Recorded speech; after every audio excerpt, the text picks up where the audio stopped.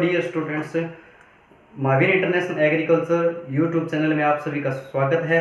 और आज अपने वीड का जो मैटर है, वीड का जो सब्जेक्ट्स है अपने, उसके बारे में चर्चा करेंगे। डिटेल से लेके एंड तक अपने बड़े तरीके से जो टॉपिक्स हैं अपने, जो मोस्ट टॉपिक हैं वो मैं आपके सामने रखूँगा।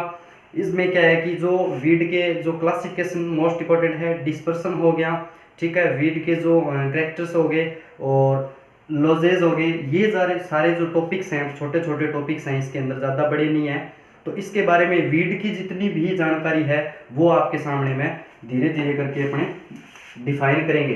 तो अपना टॉपिक रहेगा पहला जो वीड है, तो वीड के ऊपर अपने चर्चा करेंगे कि वीड क्या सिस्टम होता है, कहाँ से इसकी उत्पत्ति हुई थी, कब इसकी उत्पत्ति हुई थी, कितनी इसकी प्रजातियां हैं, यहाँ से स्टार्ट करके इसके कौन कौन से इंस्टीट्यूट हैं, इसके बारे में अपने जानकारी लेंगे। सबसे पहले अपने मैं बात करूं अगर वीड शब्द की, जो वीड जो शब्द है दोस्तों, ये जो शब्द है जेंथ्रोटुल एक वैज्ञानिक का नाम है। उस वैज्ञानिक ने क्या किया था, इस वैज्ञानिक ने वीड शब्द का निर्माण किया था। जेंथ्रोटुल यहाँ पे लिख रहा हूं दोस्तों मैं एक बार, जेंथ्रोटुल ये आया था 1731 के अंदर। इसने क्या किया था, वीड शब्द का प्रतिपादन किया था जेंथ्रोटुल ने 1931 में। इसने एक बुक लिखी थी, उसका नाम था होरस होइंग हस्बेंड्री। ये क्या है सर, ये एक बुक लिखी थी इस वैज्ञानिक ने, यानी वीड जो शब्द था वो जेंथ्रोटुल ने बताया था 1731 के अंदर बताया था। होरस होइंग हस्बेंड्री के अंदर इस बंदे ने क्या किया था, वीड शब्द का प्रतिपादन किया था, वीड शब्द को डिफाइन किया था, वीड शब्द को बताया था। इसके बाद में जेंथ्रोटुल जो था, इसको क्या कहा गया था, फादर ऑफ वीड साइंस का नाम दे दिया था। यानी इसको क्या कहा था, जो वीड का इसने शब्द को निकाला था, शब्द को बताया था कि वीड क्या होते हैं। वीड जो है वो अवांछित जगह या अवांछित प्लांट्स होते हैं, जो अवांछित प्लांट्स होते हैं उनको वीड कहते हैं। जो जेंथ्रोटुल ने 1731 के अंदर होरस होइंग हस्बेंड्री के अंदर 1731 में सबसे पहले इसको वर्ड को बताया था, इसलिए इसको क्या बनाया गया था, फादर बना दिया गया था। यानी वीड साइंस का इसको फादर बना दिया गया था, ठीक है। इसके बाद में सबसे पहले अपने वीड की अगर बात करें, जो अपना वर्ल्ड है, वर्ल्ड के अंदर जो वीड है वो 30,000 प्रजातियां पाई जाती है। यानी प्रजातियां कितनी है इसकी टोटल, कम से कम अपने बात करें ऑल ओवर की, जो वर्ल्ड के अंदर 30,000 प्रजातियां क्या है, वर्ल्ड के अंदर वीड की पाई जाती है। यानी जो अपने देखो वीड क्या चीज है, वीड वो चीज है जो अपने बिना उगाए उग जाते हैं और पौधे को अपनी जो फसल है, मेन फसल है, उसको लाभ की बजाय हानि प्रदान करती है। इसको वीड शब्द का नाम दिया गया था। यानी वर्ल्ड के अंदर 30,000 प्रजातियां क्या है, मुख्यतः पाई जाती है, जिसमें से क्या है 18,000 प्रजातियां क्या है, यहाँ पे लिख रहा हूं दोस्तों, 18,000 प्रजातियां क्या है कि अपनी फसलों को नुकसान पहुंचाती है। क्या करती है, जो अपनी मुख्य फसल है उनको नुकसान पहुंचाने वाली कम से कम 18,000 प्रजातियां क्या है अपने मुख्यतः पाई जाती है। जो अपने जो वीड हैं वो अपने फसल को नुकसान पहुंचाते हैं, इनडायरेक्टली या डायरेक्टली रूप में किसी भी तरीके से अपने को नुकसान पहुंचाते हैं फसल को। यानी 18,000 प्रजातियां, ये मोस्ट है, 18,000 प्रजातियां क्या करती है, अपने फसलों को नुकसान पहुंचाती हैं। इसके बाद में अपने बात करेंगे जो इसके दो मुख्य इंस्टीट्यूट हैं, उसकी बात कर रहा हूं मैं, यहां लिख रहा हूं IGFRI।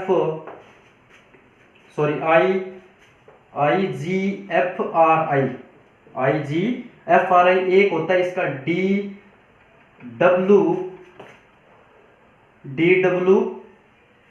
DWS, यानी अपने दो की बात करूं मैं तो इसके अंदर दो मुख्यतः इंस्टीट्यूट काम करते हैं और इंस्टीट्यूट बनाए गए हैं। ये है Indian grassland and fodder research institute है। ये कहाँ पे है, ये झांसी के अंदर है। झांसी कहाँ पे है सर, एमपी के अंदर है, मध्य प्रदेश में। यानी IGFRI IGFRI कहाँ पे है, झांसी और मध्य प्रदेश। एक बना था डायरेक्टर ऑफ वीड साइंस, एक सेकंड मैं लिख देता हूं, डायरेक्टर ऑफ वीड साइंस, ये कहां पे सर, ये बना था जबलपुर में, कहां पे, जबलपुर के अंदर।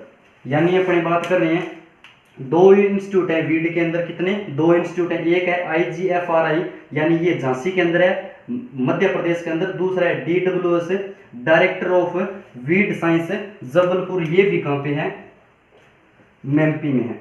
यानी एक बार रिवाइज करवा देते हैं, जो वीड हैं वो अवांछित प्लांट्स होते हैं जो बिना उगाए उग जाते हैं और अपने जो मुख्य फसल होती है उस फसल को लाभ की बजाय हानि पहुंचाते हैं। कुछ प्लांट्स ऐसे हैं वीड के जो थोड़ी बहुत मात्रा में अपने काम की भी हैं और लाभ भी पहुंचाते हैं, ऐसी बात नहीं है। पर लास्ट एंड फाइनली अगर रिकॉर्ड देखा जाए तो सबसे ज़्यादा ये न्यूट्रेंट्स के अंदर, फर्टिलाइजर के अंदर, हर चीज़ के अंदर, ये वाटर के अंदर और हर जगह के अंदर या स्थान के अंदर अपने देखें तो हर जगह पे ये नुकसान पहुंचाते हैं।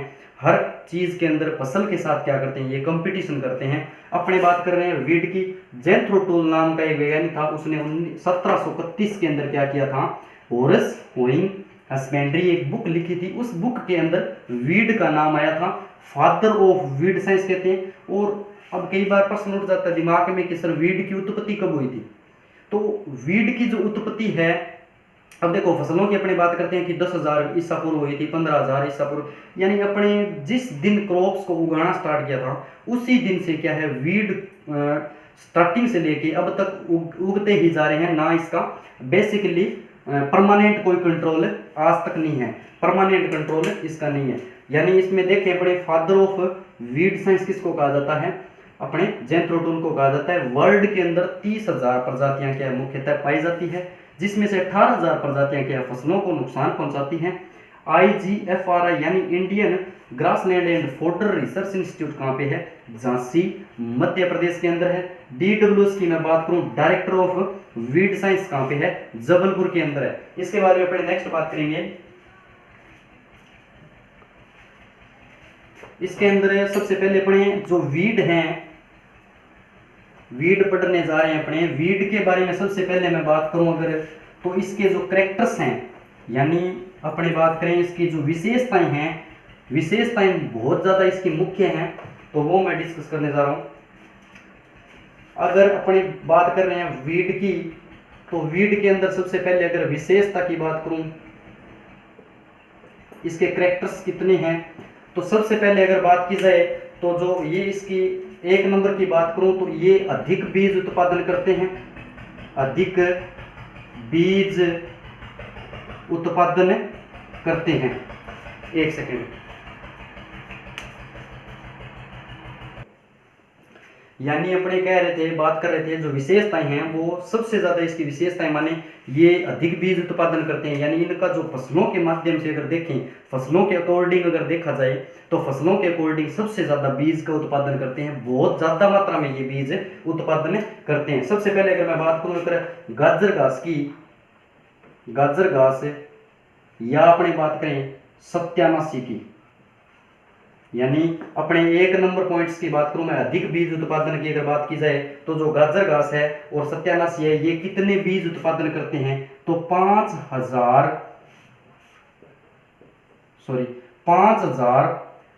सीड क्या करते हैं प्रति प्लांट क्या करते हैं, यानी एक प्लांट क्या कर देता है 5,000 तक सीड उत्पादन करता है। इसके बाद में नेक्स्ट अगर बात करें अंबरबेल की, अगर मैं बात करूं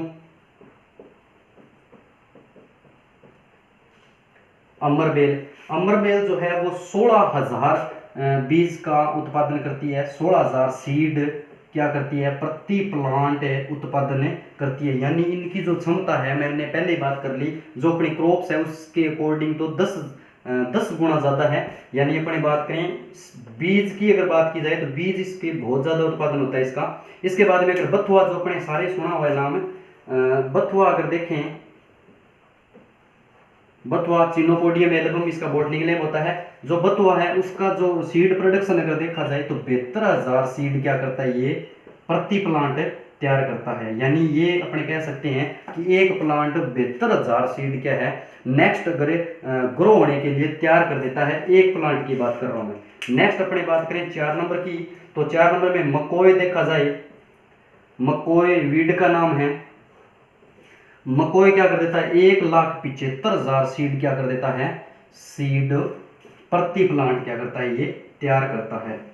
तो दोस्तों अपने बात कर रहे हैं जो वीड है वो इनकी विशेषताओं की अगर मैं बात करूं तो अधिक बीज उत्पादन पहला टॉपिक आया है। इसके अंदर अगर बात करें कि ये उत्पादन कौन सा वीड कितने सीड उत्पादन करता है प्रति प्लांट, तो वो बता रहा हूं मैं। जो गाजर घास व सत्यानाश दोनों का सेम ही है, 5,000 सीड प्रति प्लांट तैयार करता है। अमरबेल की अगर बात की जाए तो 16,000 सीड क्या करता है प्रति प्लांट तैयार करता है। इसके बाद में बथुआ बताया था, इसके बाद में मकोय। एक होता है जंगली चौलाई, जंगली चौलाई ये क्या करता है, जंगली चौलाई जो है 1,96,000 प्लांट तैयार कर देता है नेक्स्ट के लिए। यानी एक प्लांट क्या करता है 1,96,000 सीड उत्पादन करता है। यानी इनकी देखी जाए विशेषताओं की अगर मैं बात करूं तो 1 नंबर विशेषताओं के अंदर सीड उत्पादन जो था वो हाई होता है, इनका उच्च होता है। तो इसके अंदर जो मोस्ट बातें की थी वो 3-4 मैंने वीड आपके आगे रखी हैं और उनकी जो मात्रा थी सीड की प्रति प्लांट की वो मैंने लिखी है, तो वो देख लेना। गाजर घास की 5,000 और अमरबेल जो है 16,000 सीड, और बथुआ की अगर बात करें तो 72,000 सीड क्या करता है प्रति प्लांट तैयार करता है। मकोय नेक्स्ट है 1,75,000 सीड प्रति प्लांट तैयार करता है। मकोय की मैं बात करूं तो 1,75,000 है, और जंगली चौलाई की अगर बात की जाए तो 1,96,000 सीड क्या करता है ये प्रति प्लांट तैयार करता है। फिर इसके बाद में इनकी जो जड़ें हैं, जड़ों की अगर मैं बात करूं, बीज का उत्पादन हो गया, इनकी जो जड़ें हैं, इनकी जड़ें जो है बहुत ज़्यादा गहराई में जाती है और न्यूट्रिएंट का क्या कर लेती है, शोषण कर लेती है। पर जो अपना नेक्स्ट जो अपना मेन फसल है उसके अकॉर्डिंग इनकी जड़ें गहराई में जाती है और नीचे जो न्यूट्रिएंट्स होते हैं वो सारे ये अवशोषित कर लेते हैं। तो 2 नंबर इसमें पॉइंट रखना है अपने को, ये 1 नंबर रख दिया मैंने। अब अपने बात कर रहा हूं मैं यहाँ पे 2 नंबर की, तो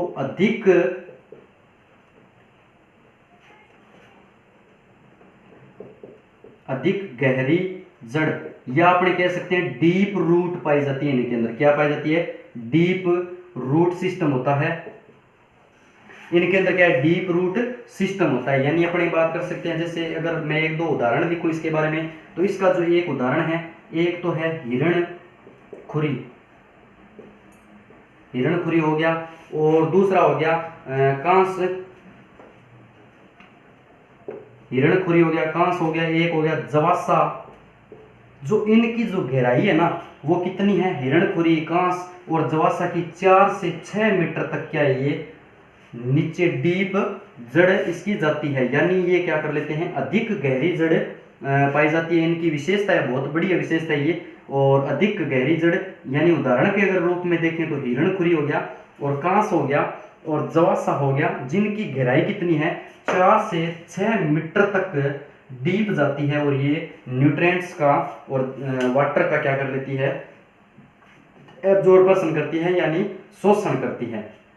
यानी अपने 2 विशेषताओं के बारे में पढ़ा है। पहली क्या है, अधिक बीज उत्पादन करने की क्षमता पाई जाती है इनके अंदर। दूसरी, अधिक गहरी जड़ ले जाने की इनकी क्षमता पाई जाती है, जिनके उदाहरण ये हैं। देखो मैं एक बात बता दूं आपको, वीड का, वीड जो मैटर है ये उदाहरण आगे पीछे घूमने हैं। ये कांस आ गया, हिरणखुरी आ गया, बथुआ आ गया, मकोय आ गया, गाजर घास आ गया। आगे अपने क्लासिफिकेशन जब करेंगे तो आगे पीछे ये घूमते रहेंगे।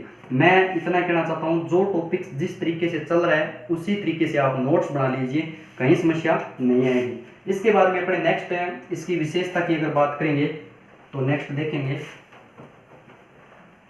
यानी अपने 2 विशेषताओं की बात कर ली। 1 नंबर, अधिक गहरी जड़ इनकी पाई जाती है मुख्यतः।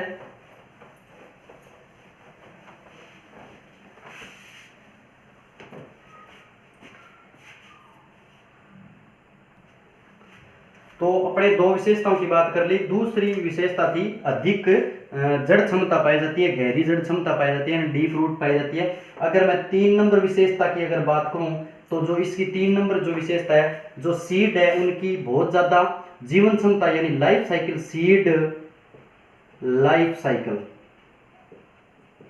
यानी मैं बात करूं अगर इनके बारे में विशेषताओं की तो 3 नंबर पॉइंट्स था, यानी जो सीड है यानी बीज की जीवन क्षमता बहुत ज़्यादा अधिक पाई जाती है। कई ऐसे वीड हैं जिनकी जीवन क्षमता बहुत ज़्यादा है, यानी वो जीवित रह सकते हैं और आगे जनन कर सकते हैं। इसके लिए मोस्टली एक बात बताएं तो 1 नंबर अगर उदाहरण लिखूं मैं यहाँ पे, तो एक आता है मोथा, सभी का सुना हुआ है कहीं। इसका मोथा का नाम होता है साइप्रस रोटेंडस। साइप्रस रोटेंडस इसका बॉटनिक नेम है। अब देखो बॉटनिक नेम हर जगह तो अपने बता नहीं सकते, अपने कल या अगली नेक्स्ट जो वीडियो आएगी उसके अंदर सभी के बॉटनिक नेम बढ़िया तरीके से अपने कवर कर लेंगे, कहीं समस्या नहीं है। यानी अपने बात करें मोथा की, जो मोथा है वो 20 वर्ष तक क्या है अपने सीड को सुरक्षित रख सकता है। नेक्स्ट अगर बात करें जंगली सरसों की, जंगली सरसों, जो जंगली सरसों है वो 30 से 40 वर्ष तक क्या है अपने सीड को क्या है मुख्यतः मतलब आगे रख सकती है, जीवन क्षमता उसके अंदर सूटेबल तरीके से रहती है। उसके बाद में अपनी बात करें जो एक अपने बथुआ जो बहुत ज़्यादा फेमस चलता है, बथुआ हो गया और जंगली चौलाई होगी, ये क्या करते हैं 50 वर्ष तक अपने सीड को क्या है आगे जनन के लिए और रिप्रोडक्शन के लिए अपने बढ़िया तरीके से आगे ये रह सकते हैं। यानी इनका जो लाइफ साइकिल है बहुत ज़्यादा होता है। देखो अपने जो नॉर्मली फसलों की सीड है वो ज़्यादा दिन तक अपने या ज़्यादा सालों तक उनको नहीं रख सकते या उनका जो भ्रूण है वो खत्म हो जाता है, पर वीड एक ऐसी चीज़ है जो अपने नुकसान पहुंचाने के लिए फसलों के लिए उनके अंदर अलग अलग विशेषताएं पाई जाती हैं, जिसमें से ये मुख्य विशेषता है। यानी अपने कह सकते हैं जीवन क्षमता इनकी बहुत ज़्यादा होती है। तो मोथा की जो होती है 20 वर्ष होती है। इसके बाद में जंगली सरसों थी 30 से 40 वर्ष तक ये अपने रह सकते हैं। बथुआ जंगली चौलाई 50 वर्ष तक क्या है रह सकते हैं। नेक्स्ट अगर 4 नंबर की मैं बात करूं, 4 नंबर मैं यहाँ नोट कर रहा हूं, ये अगर 4 नंबर विशेषता अगर लिखें, फसलों व खरपतवार बीजों में समानता पाई जाती है। कई बार फसलों एवं खरपतवारों में समानता, यानी ये सिमिलर होते हैं। कई प्लांट्स ऐसे होते हैं जो वीड के और क्रॉप्स में अपने डिफरेंस नहीं कर सकते।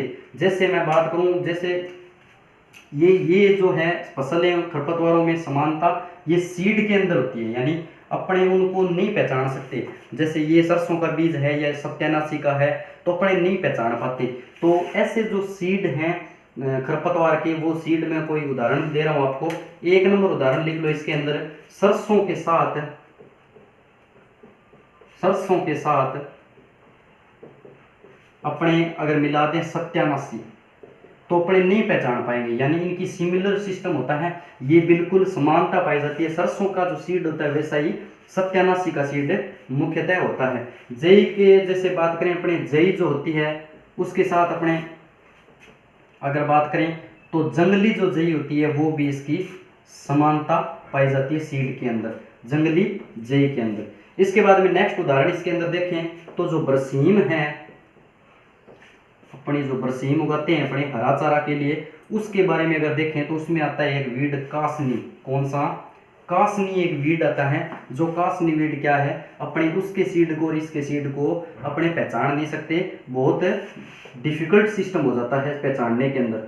यानी अपने कह सकते हैं कुछ ऐसे वीड हैं जो क्या है फसलों के संबंध में अगर देखा जाए सीड के अकॉर्डिंग तो उनमें बहुत ज़्यादा समानता पाई जाती है। ये भी एकमात्र बहुत बढ़िया एक विशेषता है वीड की। यानी मैं आपको बताने जा रहा हूँ जो वीड था उसके बारे में बेसिक जो बातें थी वो करवाने के बाद में अपने स्टेज दूसरी पे आए थे विशेषता पे, यानी करेक्टर्स देख रहे थे इनके कितने करेक्टर्स हैं वो मैं बताने जा रहा हूँ। तो 4 पॉइंट अपने कर चुके हैं जिसमें से लास्ट समानता पाई जाती है यहाँ तक पहुंचे हैं। सरसों के साथ सत्यानाशी एक उदाहरण बहुत ही बेस्ट है। जई जो है जंगली जई होती है और बरसीम जो है वो कासनी का जो सीड होता है उसके अंदर मिल जाते हैं, तो अपने उसको पहचान नहीं सकते, समानता पाई जाती है।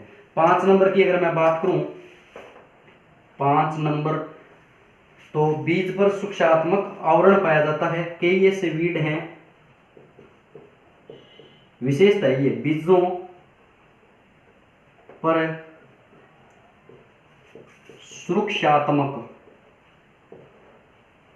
आवरण पाया जाता है। यानी मैं कहूं कि अपने विशेषता पढ़ रहे हैं तो बीजों पर सुरक्षात्मक आवरण, यानी कुछ ऐसे वीड हैं जिनके सीड हैं, यानी वीड के जो सीड हैं उन सीड पे सुरक्षा आवरण पाए जाते हैं, यानी उनको ज़्यादा हानि नहीं पहुंचती, वो आराम से उग सकते हैं। जैसे उनके बात करें सुरक्षात्मक की, तो इसमें अंदर एक आता है उदाहरण सबसे बेस्ट है जो सत्यानाशी,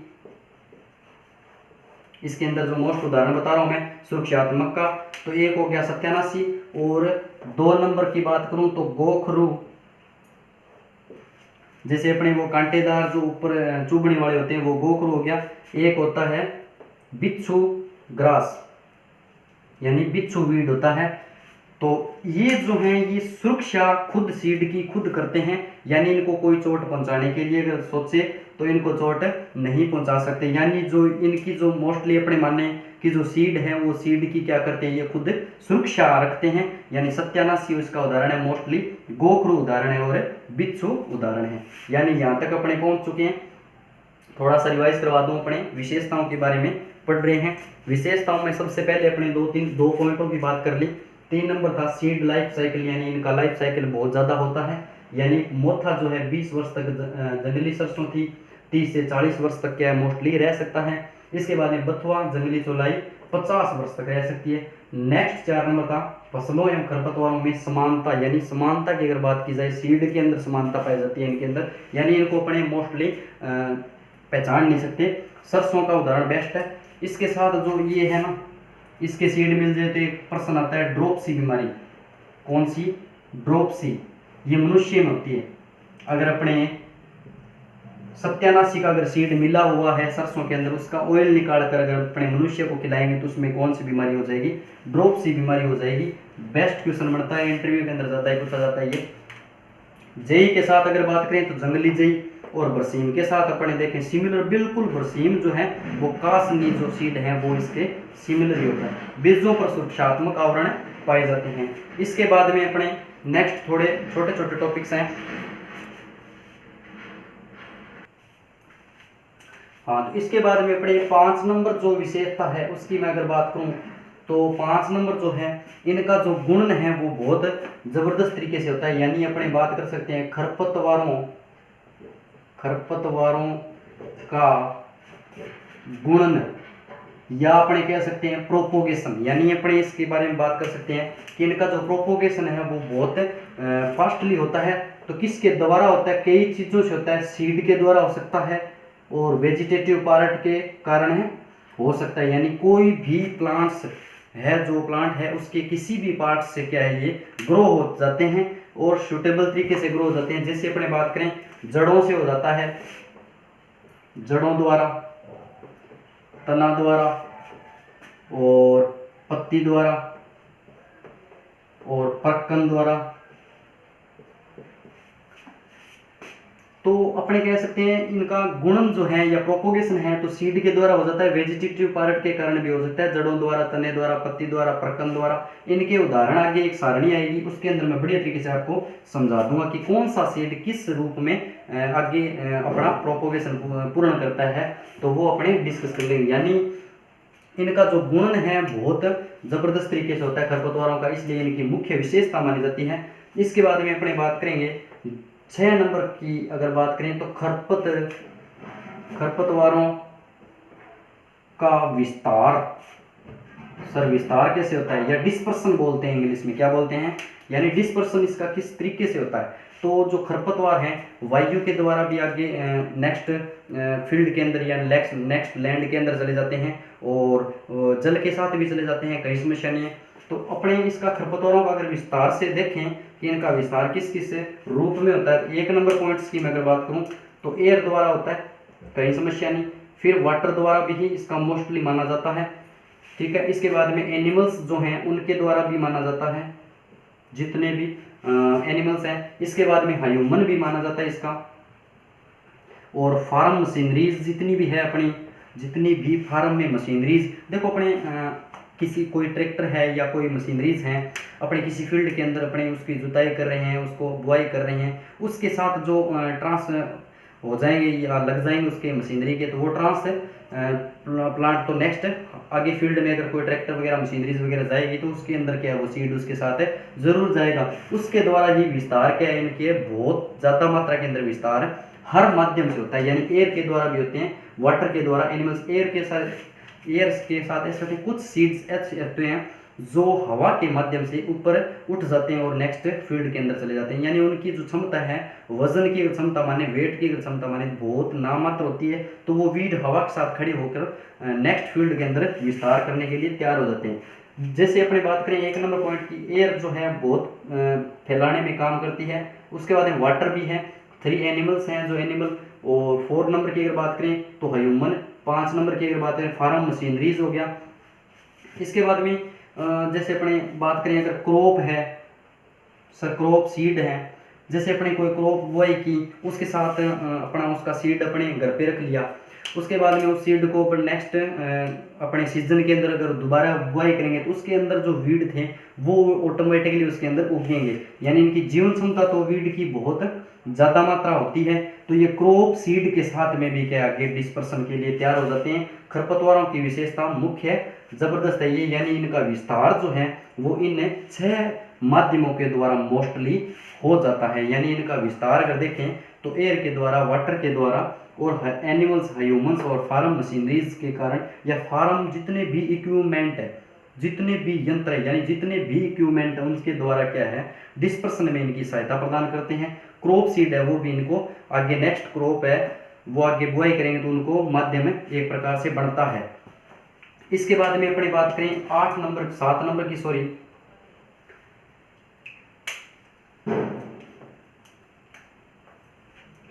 इनके अंदर डोरमेनेंसी पाई जाती है, सीड डोरमेनेंसी। सर डोरमेनेंसी क्या होती है, यानी उचित तापमान, उचित एयर, उचित वाटर, यानी सूटेबल हर चीज उसको प्रोवाइड ना हो, किसी एक कारणवश वो उग ना पाए, यानी वो सीड वहीं का वहीं सेफ कंडीशन के अंदर पड़ा रहे, उस स्थिति को डोरमेनेंसी कहा जाता है। यानी अपने उसको कह सकते हैं बीज का सोना भी कह सकते हैं, यानी बीज एक सुसुप्त अवस्था में आ जाता है, वो अपना बढ़िया तरीके से रह लेता है, और जब उसको सूटेबल सारी कंडीशन प्रोवाइड होती है, सारी कंडीशन उसको मिलती है, तब वो सीड क्या ग्रो हो जाता है। उस कंडीशन को क्या कहा जाता है, सीड की डोरमेनेंसी के नाम से जानते हैं। अपने किसके नाम से जानते हैं, सीड डोरमेनेंसी के नाम से जानते हैं। कुछ सीड ऐसे हैं जो डोरमेनेंसी में चले जाते हैं और नेक्स्ट जब उनको इन्वायरमेंटल कंडीशन मिलती है, जैसे रबी का जो वीड था वो वहीं का वहीं रह गया, उसमें सूटेबल सिस्टम नया मिलने के बजाय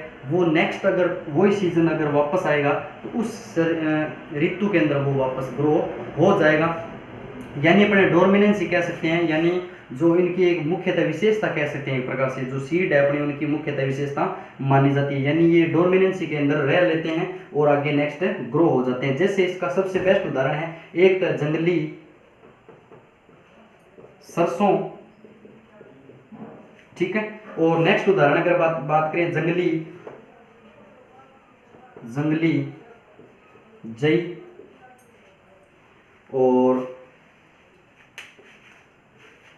यानी बीज जो हैं वो क्या हैं सुसुप्त अवस्था के अंदर रहते हैं या सोए रहते हैं, सीड मृदा के अंदर बढ़िया तरीके से रहते हैं, पर उनको उचित टेम्परेचर, उचित सिस्टम, उचित हर कंडीशन नहीं मिलने के बजाय वो उग नहीं पाते, और नेक्स्ट जब उनको कंडीशन मिलती है तब वो उग जाती है, उनको डोरमेनेंसी कहा जाता है। उनके मोस्ट जो उदाहरण हैं वो है एक जंगली सरसों और जंगली जई, ये ज़्यादातर क्या करते हैं डोरमेनेंसी के अंदर रह लेते हैं। यानी मैंने पॉइंट्स की अगर बात करें तो 5 नंबर खरपतवारों का गुणन, यानी इनका जो डिस्पर्सन है वो किस तरह से होता है, गुणन प्रोपोगेशन, सॉरी, तो सीड के द्वारा हो जाता है, कुछ सीड्स के द्वारा होता है, कुछ वेजिटेटिव जो पार्ट्स हैं उनके माध्यम से होता है।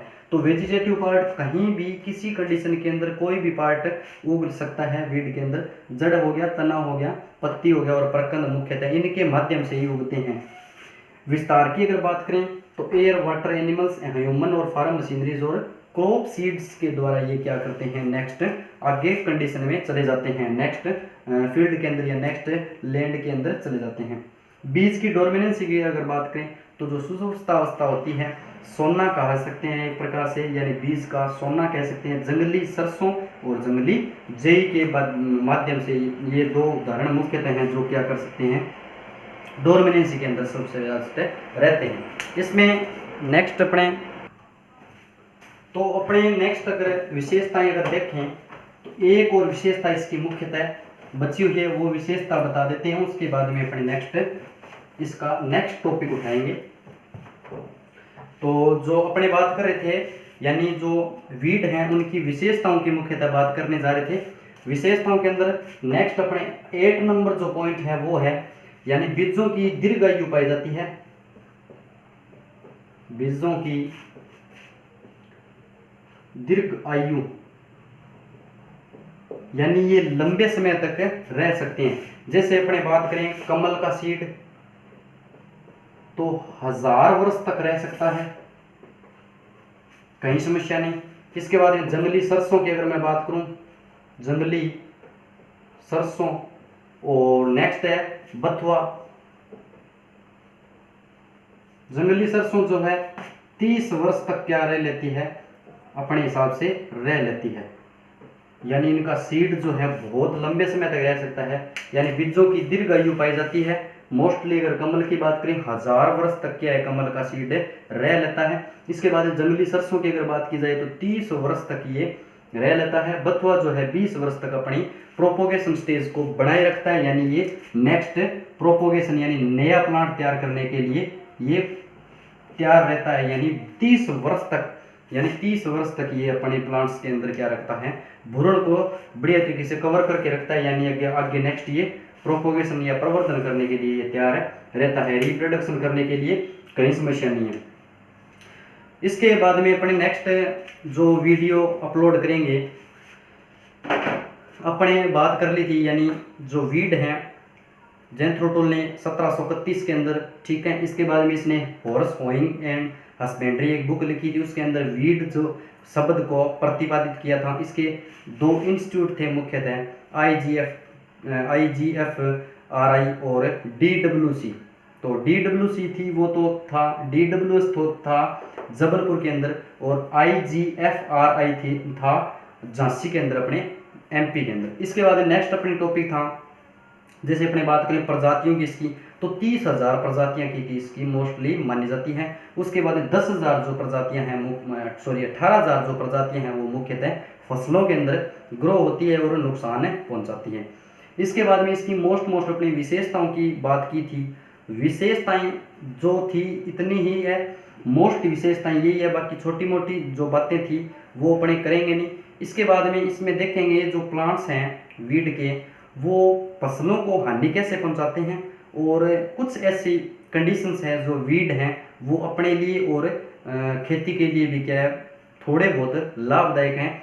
तो वो क्या हैं अपने नेक्स्ट वीडियो के अंदर बढ़िया तरीके से कवर करेंगे, यानी जो अपनी इसके माध्यम से अपने बात करेंगे जो सीड हैं वीड के उनसे हानि होने वाले जो मेन पॉइंट्स हैं और लाभ होने वाले मेन पॉइंट्स हैं। इसके बाद में अपने नेक्स्ट टॉपिक जो था वो रखेंगे अपने क्लासिफिकेशन ऑफ वीड, वो मोस्ट है, इसके अंदर से प्रश्न पुटअप होते हैं, ये मोस्ट टॉपिक बनता है वीड साइंस का माने तो, यानी अपनी बात कर सकते हैं क्लासिफिकेशन ऑफ वीड, जो मुख्यतः 11 प्रकार पाए जाते हैं। जो 11 प्रकारों के अपने उसके उदाहरणों की बात करेंगे, बड़े तरीके से 11 प्रकार करेंगे, उनके उदाहरणों की बात करेंगे। उसके बाद में नेक्स्ट इसका देखेंगे वीड जो है उसका कंट्रोल कैसे किया जाता है और कंट्रोल करने की विधियां कौन कौन सी हैं। तो फिजिकल और केमिकल्स और जैविक या बायोलॉजिकल तीनों अपने कंडीशंस के अंदर इसकी क्या करेंगे मोस्टली बढ़िया तरीके से कवर करेंगे, यानी मेरे साथ आप बने रहे, कहीं समस्या नहीं है। धीरे धीरे जो वीडियोस मैं जिस तरीके से आपको दे रहा हूँ उसके हिसाब से आप नोट्स बनाते रहिए। और आज पहला पार्ट था इसलिए थोड़ा सा शॉर्ट, कल अपने इसको बढ़ा देंगे 1 या 40 मिनट की बढ़िया तरीके से क्लास लेके इसको बढ़िया तरीके से क्लासिफिकेशन तक पहुँचेंगे। उसके बाद में कंट्रोल और टॉपिक बाद में और देखेंगे। इसके अंदर वीड के अंदर बहुत सारे टॉपिक हैं जो अपने धीरे धीरे कवर कर लेंगे। तो बढ़िया तरीके से नोट्स बनाते रहिए, पढ़ते रहिए। जय जवान जय किसान। Okay dear.